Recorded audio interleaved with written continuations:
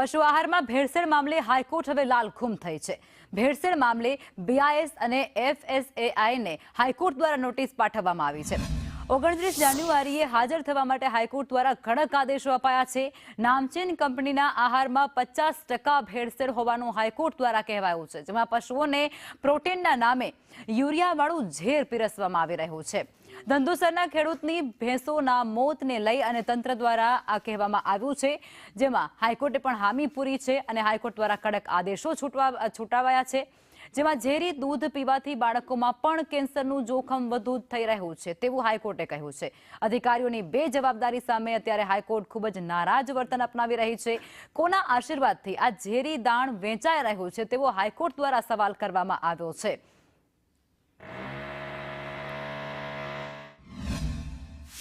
કે ભાઈ સૂકો ચારો છે એ કોઈ ભેજવાળી જગ્યા ઉપર આપણે સંગ્રહ કરેલો હોય અથવા તો ભેજનો સંગ્રહ કરતા સમયે ભેજનું પ્રમાણ 20% વધુ હોય, પાણીનું પ્રમાણ 20% વધુ હોય તો આવા સમયે એમાં ફંગસ થઈ જવાની અને જેને આપણે ખેડૂતની ભાષામાં કહીએ તો બાંટ લાગવાની, ફંગસ થવાની શક્યતાઓ રહેલી છે। અને આવો ચારો જો ગાય કે ભેંસને ખવડાવવામાં આવે તો એનાથી અફ્લાટોક્સિન નામનો રોગ તત્વ છે એ રિલીઝ થતું હોય તો ગાય ભેંસને નુકસાન થવાની શક્યતા છે। ગત વર્ષે ફેબ્રુઆરી મહિનામાં અમારે નવી બ્રાન્ડનો એક પશુ આહાર લાવેલા, જે અમે અમારા ઢોરને આપેલું, એમાંથી 2 ઢોર મૃત્યુ પામેલા, 2 ભેંસો મરી ગઈ। તો એની તપાસ કરાવેલી, તો એ તપાસમાં અમને જાણવા મળ્યું કે આમાં મિક્સિંગ વધારે છે। પછી ચેક કર્યું તો લેબોરેટરી કરાવી હતી, પછી એમ થયું કે હાલો આ એકમાં છે, બીજું જોઈએ આપણે, તો બીજી બ્રાન્ડનું લઈને ચેક કરાવ્યું તો એમાં પણ એ જ રીતનું મિક્સિંગ આવેલું।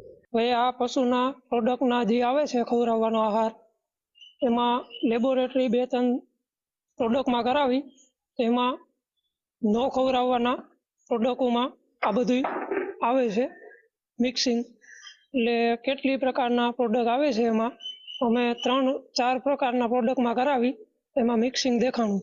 ઘાસચારો ખવડાવતા હતા, ખોળમાં ભેળસેળ, કપાસિયામાં ભેળસેળ, અંદરથી બોલ નીકળે, બોલ લોખંડના ખોળની ગુણની અંદરથી, તો એની સામે આ સરકારે કંઈક કાયદેસરની કાર્યવાહી કરવી જોઈએ। કેટલી કંપનીઓ છે, આ ખોળ કપાસિયાની કોઈ સરનામું જ નથી। અંદરથી તમે જોવો તો રેતીના ભાગ નીકળે ખોળની અંદરથી, કપાસિયાની અંદરથી